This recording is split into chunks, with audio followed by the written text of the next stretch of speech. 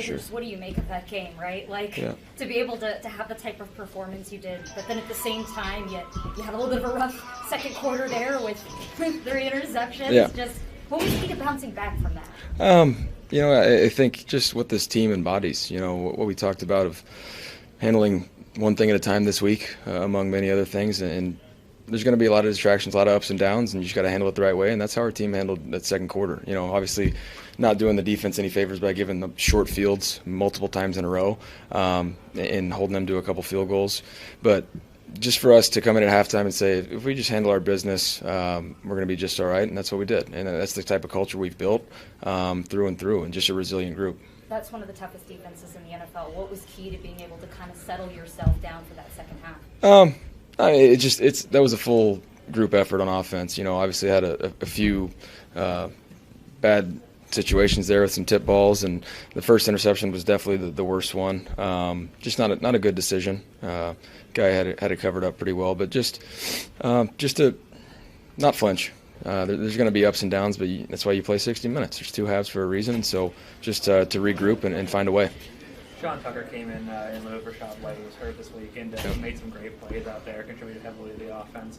How cool is it to kind of see him, get that moment, opportunity, and make the most of it, and you were able to get the football? Honestly, it's for guys like that to be able to step in and play like that. That's more than just the next man up mentality. That was a huge jump he just took today, and I'm really, really happy for him. But that's got a lot of competition in that room, and that's we got guys that can tote the rock, and when the offensive line's blocking like that, hats off to those guys. But especially late in the game when they know we're running the ball, they're loading the box up. There's going to be some guys that are unblocked. For them to make people miss and make those explosive plays was huge.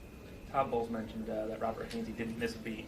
No, he didn't. His experience at center, obviously, but how nice is it to have him come in lieu of Graham Barton and play as well as he did today?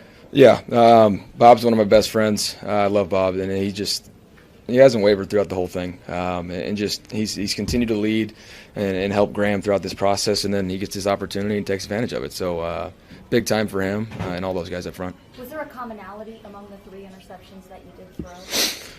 No, I think the first one to Adebo was just decision, and then the other 2 just the tip passes. Stuff's going to happen. Some tight windows, and that against a defense like that, they're going to capitalize on it.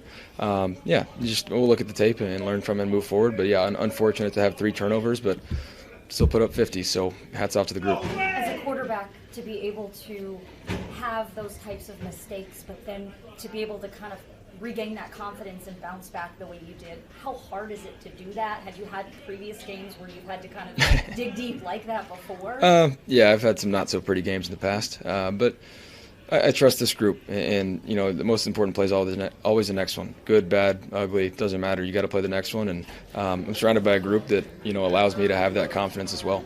The Tampa area dealt with a lot. Obviously, this week you guys had to come early. Could have been a distraction. How good do you feel about the way you handled all of that? Our group handled it extremely well, but for the Glazier family to provide everything they did, for everybody to be safe, for our operations guys, Tim Jiraki and Zach Worth, to handle everything, it's not an easy task. So, for them to allow us to be able to come here and limit the amount of distractions, there's a lot going on, but for them to do what they did, can't say enough about them. Very thankful that they allowed us to be able to, take it one day at a time and find a way to win this football game. There's hardly any power right now throughout the state of Florida, especially in the Tampa Bay area. Yep. You even talked about that. You kind of expected that. But just what's it mean to you to be able to give them something to feel really good about? Because it's been a really hard last few days for them. The last few weeks in general in the Tampa area and all the South Florida area. That's just, I think today was kind of a team embodying and embracing everything that everybody's going through, ups and downs, trying to handle it the best way you can and fight through it and find a way to make it work. That's life. Obviously, a natural disaster is not easy to deal with, but you find a way to make it work and you overcome and you come together, and that's what this group did today. How did you regroup after that second quarter? Did it look like things got a little sped up there? And then just next play. Obviously some bad luck on the tip balls. The first one, like I mentioned, not a good decision, but just we're still in that ball game. It's a one-score game going into halftime. Obviously, we were saying in the locker room, if we just don't shoot ourselves in the foot, we're going to be just all right. And defense was playing well. We just didn't help them out with the short fields. And one play at a time. Baker, I got to ask. I don't know if you've paid attention to what happened in the Oklahoma game yesterday, but they planted your jersey midfield and stuck a flag through that. What's up with you catching some strays there?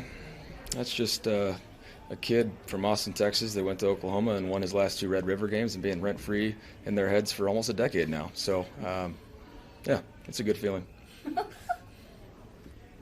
do you think of the ability just to run the ball like you did, 200 yards, and for Sean Tucker to come in and do the job he did? That was a physically imposing game for the guys up front, tight ends, all the skill guys blocking. And I mentioned it earlier, but the backs, when they know we're running the ball late in the game, to make people miss over and over again, unblocked, that was huge. So we need to build on that, and that's the type of game, obviously a divisional game, understanding the Saints who they are. It's going to be a physical game, understanding you have to run the ball, but we have to be able to bring that mentality week in, week out.